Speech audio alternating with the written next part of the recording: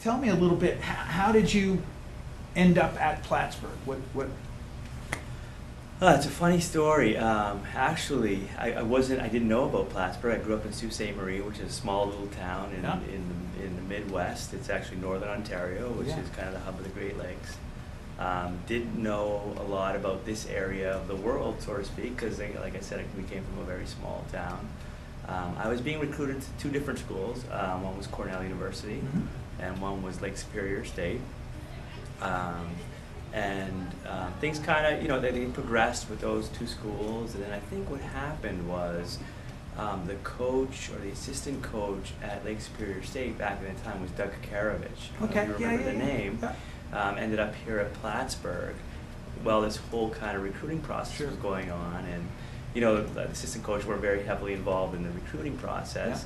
Sent me a lot of information about Plattsburgh and so forth, and so I kind of followed Doug here to play at Plattsburgh, and I visited the school, and right from that first visit, it was almost kind of sold.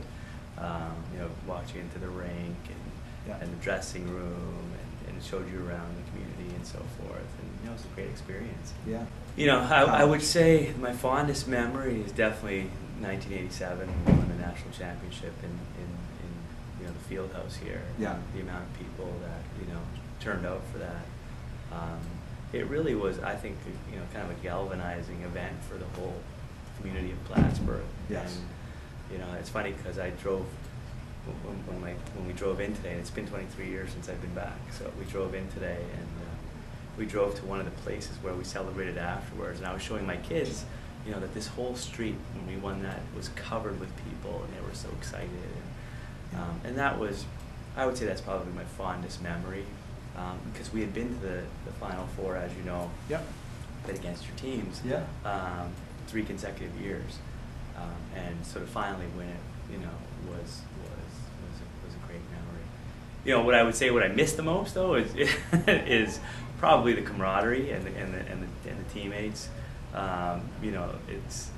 It's funny how fast those 4 years go, and how many great friendships you make along the way. And just being around the guys, and late night bus rides, and all that fun stuff. That's the best part. That's actually that's the part that you missed. It's funny because it's not really the game; it's afterwards. Sitting in the locker room and kind of the sweat pouring off you, and talking about the game, and the teasing before practice, and after practice. That kind of stuff. It's that's what makes it great. That you miss the most when you look back on it. Yeah. If somebody were to ask you about, Plattsburgh, and what you think about when you think back, what would you say to them? That's funny. I mean, just a great. It's really when you think about Plattsburgh, I think it's just not the hockey, which is great in and of itself. It's really everything that's involved with Plattsburgh. It's the school. I mean, it's the community. The community is so supportive of Plattsburgh, not only the sports program, but the academic program and so forth, and the teammates and the friendships that you made along the way, and like I said, the teammates, and really there's a lot of friendships outside. Funny walking around the rink today, there's a lot of faces that I remember of people that used to come to the games back when I was playing. They're still here cheering on the team, and that's great to see. Yes. I mean, it's just that sense of community, and you get it right away. You asked me about how I ended up here, and from the first visit, you almost get that sense that this is just a special place, and it's because of the community, and the amount of support that not only the program but the university and everything gets from the community. I had an interesting story. I played with Camp ATC for 2 years, and we won the Nationals. Was Terry Martin there? Terry Martin was there. And we played the Nationals out in, I think, Hibbing, Minnesota. And I got a call from Bob Johnson, who was the coach of the Gophers, Minnesota Gophers then. And he said, would you be interested in coming to school for me?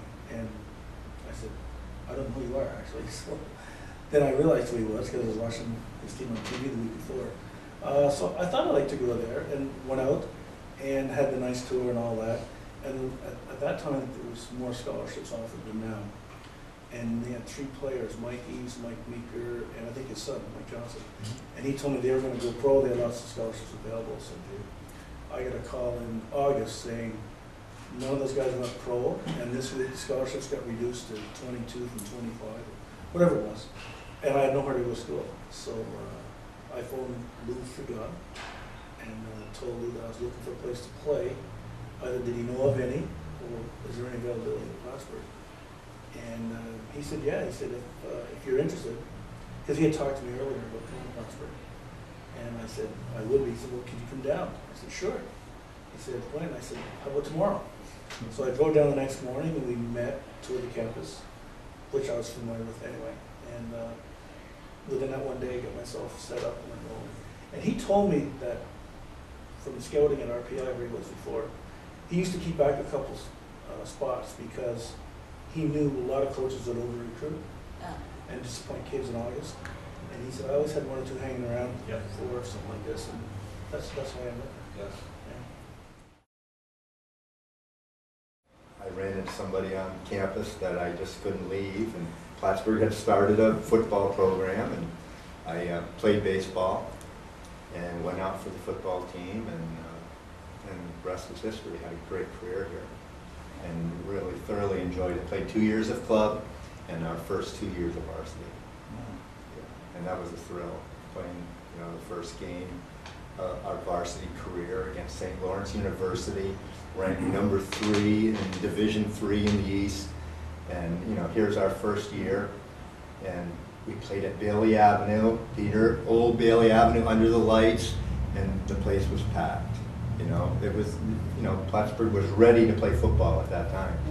And they beat us 16-0, but that was the most points we gave up all year. That was it, and we ended up 6-2 our first year. Who's your coach?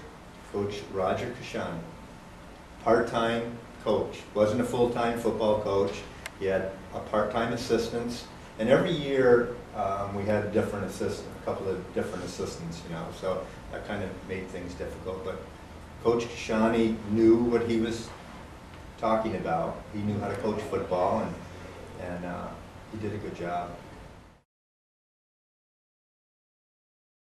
I remember going to nationals with one of our distance guys, Tom Willett, and he was running the 800.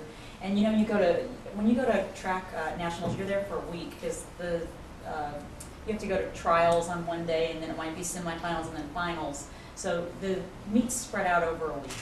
So Tom was competing this day, and I was competing, and we got through trials. And on the second day, we were both in Coach's hotel room, playing cards, and we started wrestling a little. I remember Coach Slay saying something like, "Tom, don't hurt her. She's got to jump today."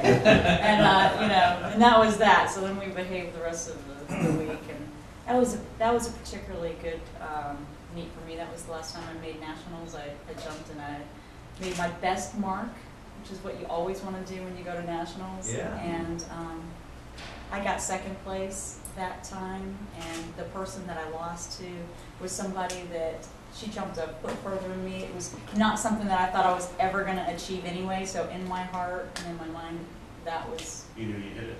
That was it. I did my best on the best day. That was it. That's Yeah. the way to go out. That's the way to go out. It That's was right. just kind of the most fulfilling experience, really.